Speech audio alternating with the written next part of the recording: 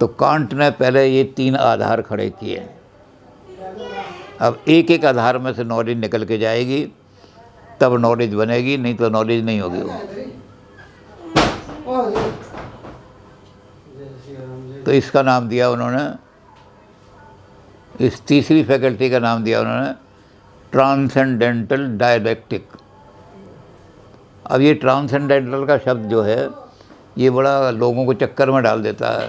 Can't transcendentalist है तो इसका मतलब भगवान आत्मा सबको मानते होंगे।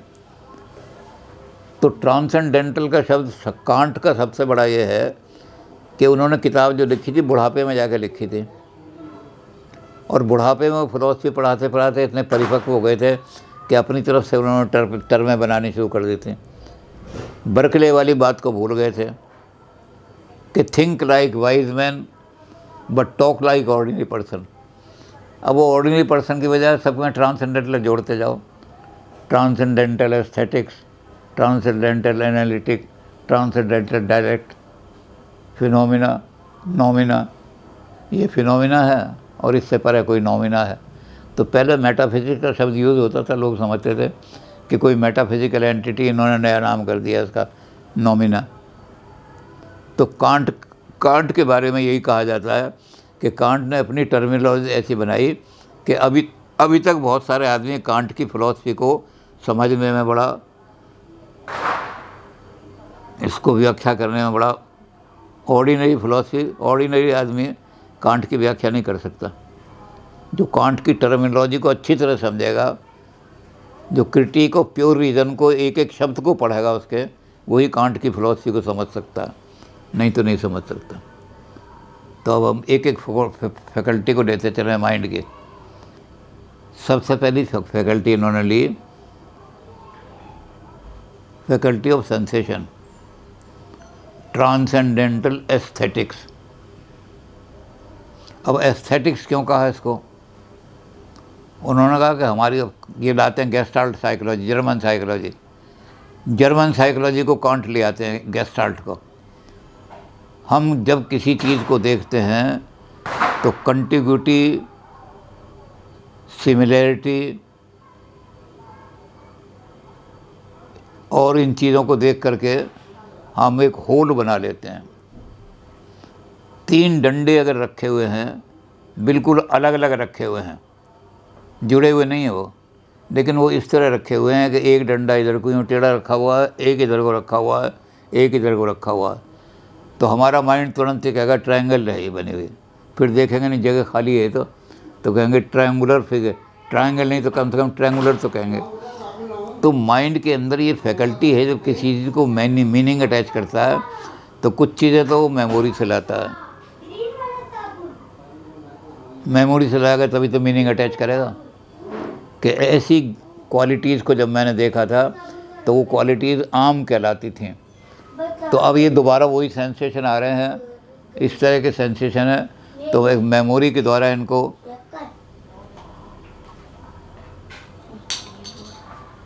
तो हमारा माइंड जो है चीज़ों को इस तरह देखता है कि उनके अंदर इंटरनल ब्यूटी बन जाए, कोई फिगर बन जाए। हमेशा बिखरी हुई चीज़ को नहीं देखता माइंड जो है फिगर अपने आप बना लेता है। ये बनाने की फैकल्टी माइंड के अंदर है।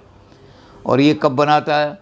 ये 2 चीज़ें जो हैं जो कभी भी हमें दिखाई नहीं देती लेकिन हमारे माइंड में हैं, वो हैं स्पेस और टाइम। अब स्पेस की थ्योरम जो है ज्योमेट्री में आती है।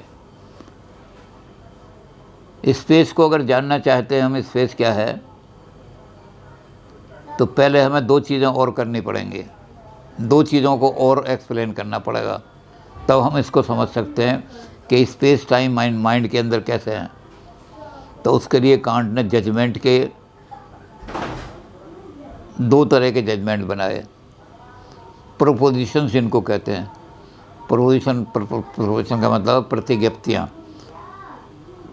अब ये प्रोपोजिशन तो हम समझते हैं कैसी होती है। तो प्रोपोजिशन हमने बनाई 2 तरह की।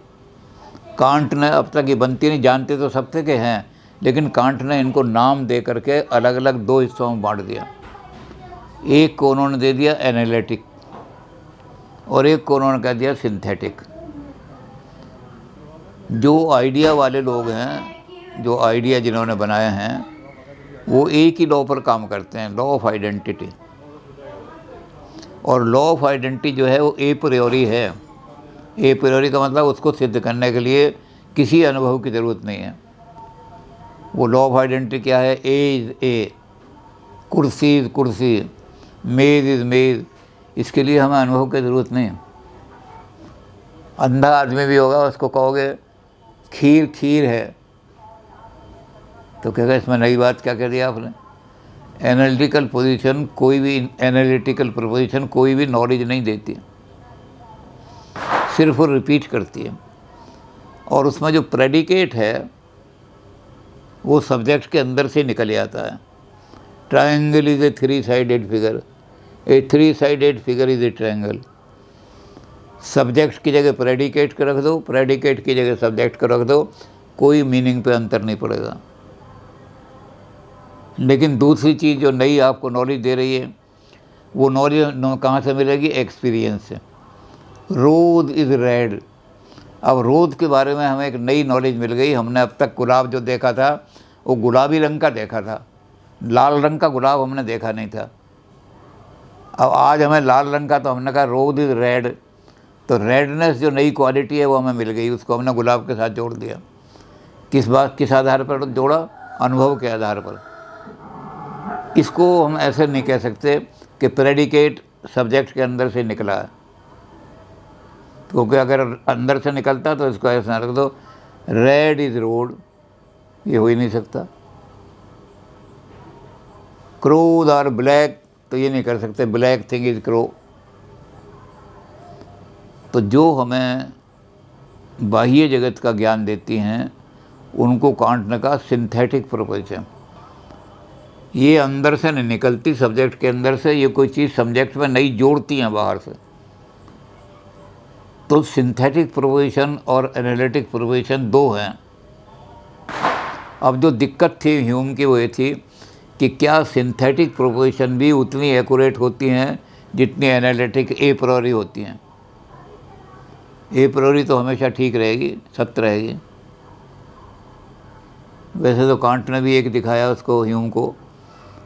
उसने कहा कि जब तुम ये कहते हो कि एनालिटिक प्रोपोजिशन वो है कि सब्जेक्ट में से ही प्रेडिकेट निकले, तब तो एनालिटिक है वो, और एनालिटिक सदा सत्य होती है, हमेशा कभी गलत नहीं हो सकती। तो उसने कहा कि मैं मैथमेटिक्स, तुम मैथमेटिक्स वालों को एनालिटिक प्रोपोजिशन मानते हो कि मैथमेटिक्स, लेकिन मैं तुम्हें वो भी दिखाता हूँ कि उसमें भी गलती हो सकती है। तो ह्यूम ने कहा मैथमेटिक्स में भी गलती हो सकती है। उसने कहा कि मैं ये बताता हूँ कि आप कहते हो 7 + 5 = 12, तो 12 जो है, अब 7 की एनालिसिस करो 12 नहीं निकलेगा उसमें से। 5 की एनालिसिस करो उसमें 12 नहीं निकलेगा। प्लस की एनालिसिस करो तो कोई चीज़ निकलेगी नहीं प्लस में से। तो प्लस तो एक आइडिया है, जब कंसेप्ट ही नहीं है हमारे पास तो क्या उस आइडिया का हम कर दो प्लस प्लस, अरे क्या प्लस। तो इन्होंने कहा कि ये भी एक प्रोपोजिशन सिंथेटिक बन सकती है। 12 एक नई चीज़ पैदा हो गई साथ में। खैर कांट ने ये तो ये दिखाया था कि तुम एनालिटिक और उसका जो भेद करते हो उसको क्लियर और कर दूं मैं कि एनालिटिक प्रोपोजिशन वो है जो हमेशा रिपीट करेगी सब्जेक्ट को और सब्जेक्ट में से निकलेगी, और सिंथेटिक प्रोपोजिशन वो है जो सब्जेक्ट में कोई नई इन्फॉर्मेशन, नई नॉलेज ऐड करेगी। तो ये जो सिंथेटिक प्रोपोजिशन है ये तो प्रोबेबल तुमने बताया कि हो सकती हैं, तो मैंने ये दिखाना है कि बहुत सारी सिंथेटिक प्रोपोजिशन भी ए प्रायोरी हो सकती हैं और बहुत सारी ए प्रोपोजिशन भी सिंथेटिक हो सकती हैं।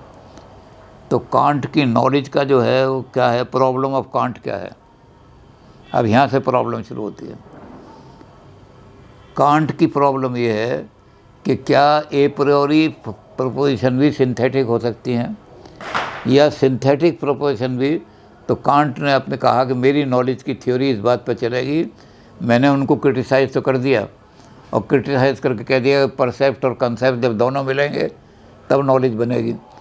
लेकिन नॉलेज में हम ये देखना चाहते हैं कि नई नॉलेज जो आएगी वो क्या उतनी एक्यूरेट हो सकती है जितनी एनालिटिक प्रोपोजिशन होती हैं जिनको हम ए प्रायोरी कहते हैं। तो कांट की जो प्रॉब्लम है नॉलेज की वो है कि क्या ए प्रियोरी सिंथेटिक प्रोपोजिशंस पॉसिबल हैं या नहीं है। जो ए प्रियोरी है वो ए प्रियोरी रहेगी, जो सिंथेटिक है वो सिंथेटिक रहेगी। तो क्या ए प्रियोरी और सिंथेटिक प्रोपोजिशन पॉसिबल हैं या नहीं है, ये यहाँ से थ्योरी ऑफ नॉलेज कांट की जब शुरू होगी तो एक एक चीज़ को एक एक को लेती जाएगी। अब हम पहले चलो बाद में शुरू करेंगे वो ट्रांसेंडेंटल एस्थेटिक्स जिसको हम चला रहे थे अभी। तो ट्रांसेंडेंटल एस्थेटिक्स को हम एक्सप्लेन करेंगे कि हमारा माइंड हमेशा चीज़ों को ऑर्गेनाइज्ड वे में देखता है, और ऑर्गेनाइज्ड ये माइंड की टेंडेंसी है, ये माइंड के अंदर है। और ऑर्गेनाइज कैसे करता है, स्पेस और टाइम में।